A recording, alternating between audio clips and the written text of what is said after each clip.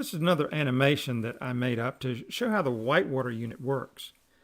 In motion, it shows the airlift concepts that create an upward flow of water by the rising of millions of bubbles which emanate from this diffuser grid.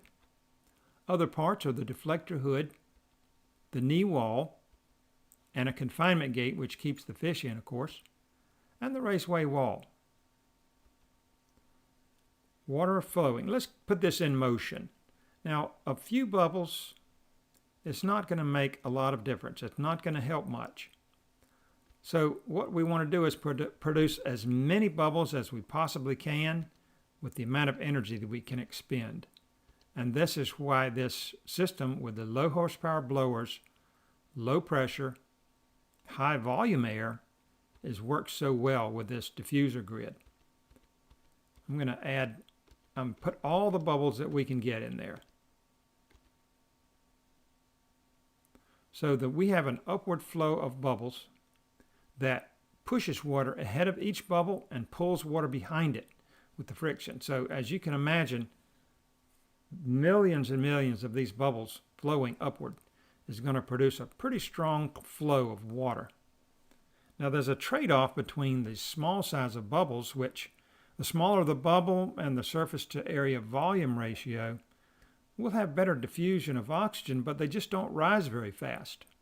So a little bigger bubble is going to rise fast enough to create this upward flow and bring water into the pond, aerating it and pushing it into the raceway.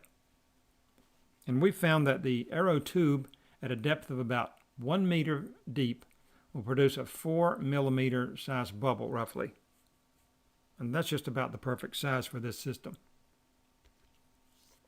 So now let's put this in motion. As the bubbles are rising, they're going to draw water in from the bottom, which is going to come from the bottom of the pond. Typically, the bottom pond water is going to be a little more hypoxic and have less dissolved oxygen than the surface waters. So we're going to be more efficient because it's under the saturation level. Remember, saturation means it can't hold any more oxygen.